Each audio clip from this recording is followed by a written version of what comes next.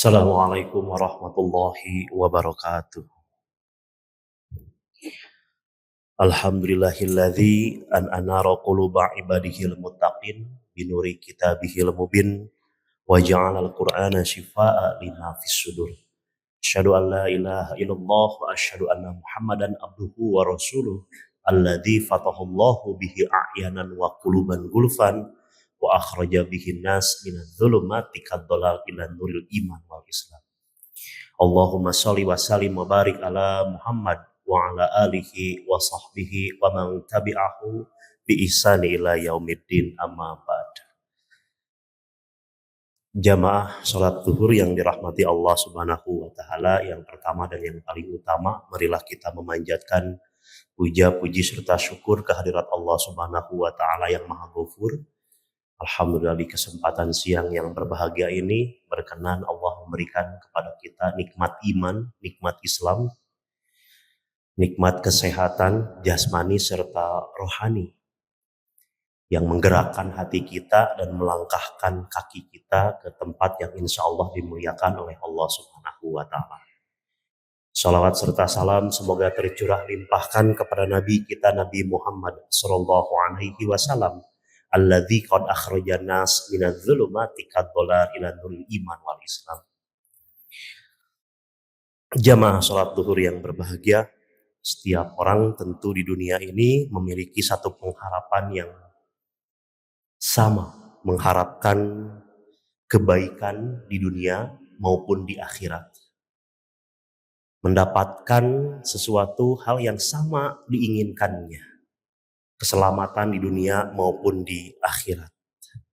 Ada salah satu hadis dari Rasulullah SAW cukup masyhur dan familiar, kiranya kita kenal, dari salah seorang sahabat Rasulullah SAW yang sering mendampingi beliau di saat beliau bepergian atau menjalankan aktivitas dakwah,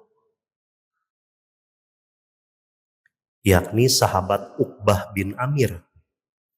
Dalam satu perjalanannya bersama Rasul, beliau merasakan sesuatu yang sangat dikhawatirkan. Tentang apa yang dikhawatirkannya adalah tentang kehidupan. Kemudian bertanya kepada Rasulullah SAW. Yang ditanyakan adalah tentang jalan keselamatan, atau yang kita kenal dengan an-najah. An Uqbah bin Amir qultu ya Rasulullah man najah.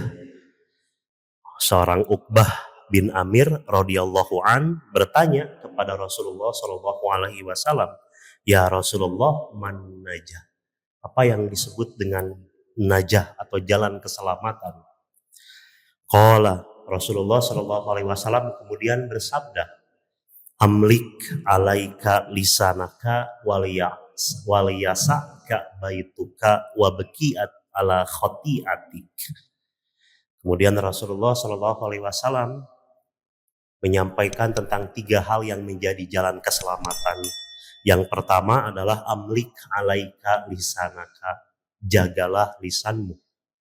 Waliyasaka baituka, kemudian hendaklah terasa luas rumahmu. Wabki ala khotiatik, dan tangisilah setiap dosa-dosamu. Hadis ini diriwayatkan oleh Imam At-Tirmidzi di dalam kitabnya nomor hadis 2046. Sungguh sangat nyata jika pesan yang disampaikan Rasulullah SAW sebagai bentuk pengajaran kepada para sahabat, beliau selalu menyantumkan kail untuk mendapatkan keterangan yang sejelas-jelasnya. 3 kail yang disampaikan Rasulullah sebagai bagian dari wasilah jalan keselamatan yang ditanyakan oleh seorang sahabat Uqbah. Yang pertama adalah amlik alaika lisanaka, jagalah lisanmu. Lisan memang anggota tubuh yang paling kecil, tapi justru kita ketahui akan sangat mengganggu stabilitas apapun jika kita tidak mampu menjaga dan mengelolanya dengan cara yang baik. Oleh karena itu Rasulullah Shallallahu Alaihi Wasallam memberikan peringatan begitu keras. Bahkan hadisnya cukup masyhur, sahih, bagaimana memperingatkan bahwa jika tidak mampu mengelola perkataan yang baik untuk diucapkan, maka jalan yang terbaik adalah diam. Man kana yu'minu billahi wal yaumil akhir falyaqul khairan aw liyasmut. Barang siapa yang beriman kepada Allah dan hari akhir, hendaklah dia berkata baik atau diam. Ada catatan yang menarik. Sufyan bin Abdullah Ats-Tsaqafi pernah bertanya kepada Rasulullah Shallallahu Alaihi Wasallam, sama dalam satu perjalanan bersama Rasul. Wahai Rasul, apakah yang paling engkau khawatirkan terhadap diriku? Padahal beliau termasuk salah seorang sahabat yang memiliki hafalan luar biasa, termasuk juga orang kepercayaannya. Tapi kemudian Rasul merespon dengan cara menunjukkan lidahnya. Hadza. Imam Al-Ghazali di dalam Magnum Opusnya, di dalam kitab Ihya Ulumuddin, justru beliau memasukkan tentang pentingnya menjaga lisan itu, memisahkan dalam bab dan pembahasan khusus yang disebut dengan afatul lisan, bahayanya lisan. Bahkan beliau mengkategorikannya sebagai ar-rubu al-muhlikat, hal-hal yang bisa membinasakan manusia. Karena begitu dampaknya sangat besar bagi siapapun yang tidak mampu mengelola lisan dengan sebaik-baiknya. Pesan penting juga disampaikan di dalam Al-Quran. Bagaimana hendaknya kita mampu menyampaikan kaulan syadidan, perkataan yang baik-baik saja. Kaulan baligon, perkataan yang melekat kepada pendengar. Kaulan kariman, perkataan yang mulia. Kaulan ma'rufan, perkataan yang mengajak kepada kebaikan. Kaulan layyinan, perkataan yang sangat lembut, dan kaulan maisyura, perkataan yang mudah dimengerti dan dipahami. Begitu Al-Quran mengajarkan kepada kita tentang bagaimana mesti dan mampunya kita mengelola perkataan dengan sebaik-baiknya. Jalan keselamatan yang kedua, sebagaimana hadis yang dimaksud adalah waliyasaka baituka. Hendaklah rumahmu menjadi dan menjadikanmu lapang dalam ibadahmu. Kenapa demikian? Bukan menjadi pesan bagi kita untuk berlomba-lomba memperbesar, memperluas rumah atau halaman rumah yang kita miliki. Tapi justru tempat tinggal di sanalah harus menjadi pondasi pendidikan, bahkan menjadi awal amal ibadah yang bisa kita lakukan, yang bisa kita tanam. Karena aktivitas apapun yang dijalankan di dalamnya adalah merupakan ibadah bagi kita. Dalam ruang lingkup keluarga, komunitas yang paling kecil. Kedamaian dan ketentraman di dalam rumah tentu sekali lagi ditentukan lewat apa? Lewat komunikasi yang baik. Ditunjukkan lewat pengajaran yang baik. Lewat suri tauladan yang baik. Menurut Rasulullah Shallallahu Alaihi Wasallam, dari beberapa hal yang bisa diambil, yang pertama adalah dengan mampu membiasakan untuk tilawatil Quran.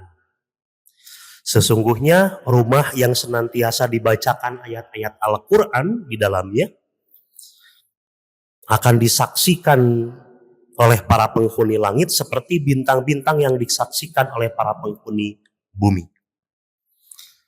Atau keluarga yang mampu mengedepankan dan mengajarkan tentang spirit dan estos fastabikul khairat, berlomba-lomba dalam kebaikan. Termasuk di dalamnya yang mampu mengajarkan untuk saling menasehati satu sama lain dalam hal kebenaran.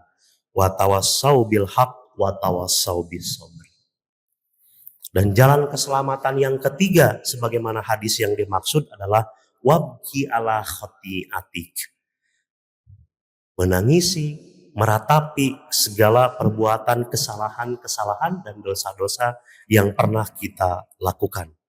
Allah Subhanahu wa Ta'ala senantiasa memberi ampunan kepada setiap hambanya yang terlanjur berbuat salah, tapi juga akan memberikan sesuatu yang sangat positif bagi mereka yang tazakka, bergegas untuk melakukan, menyucikan dirinya atau memperbaiki dirinya.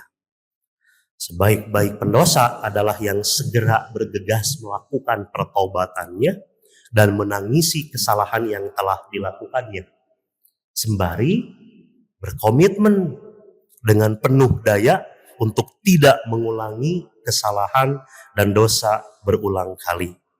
Ketika seseorang sudah bertobat, maka catatan dosanya otomatis akan terhapus.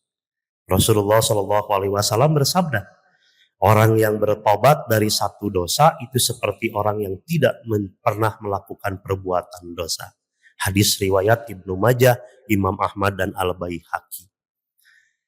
Jamaah sholat zuhur yang berbahagia, oleh karena itu dari sekian banyak kiranya hadis-hadis dan keterangan lainnya yang menyebutkan tentang jalan keselamatan, 3 poin ini mampu dan mesti kita lakukan dan kita kerjakan.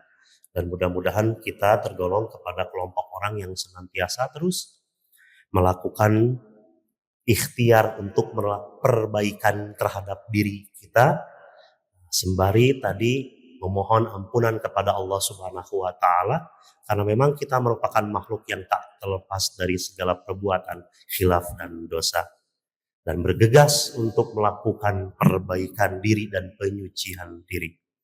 Mudah-mudahan Allah sertakan kepada kita hidayah dan inayahnya, sehingga kita mampu menjaga konsistensi dalam melakukan amal ibadah perbuatan yang baik.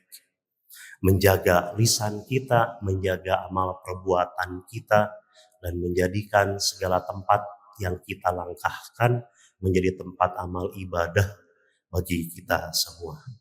Barakallahu li wa lakum, nasr minallahu fathun qarib wa basyiril mu'minin. Assalamualaikum warahmatullahi wabarakatuh.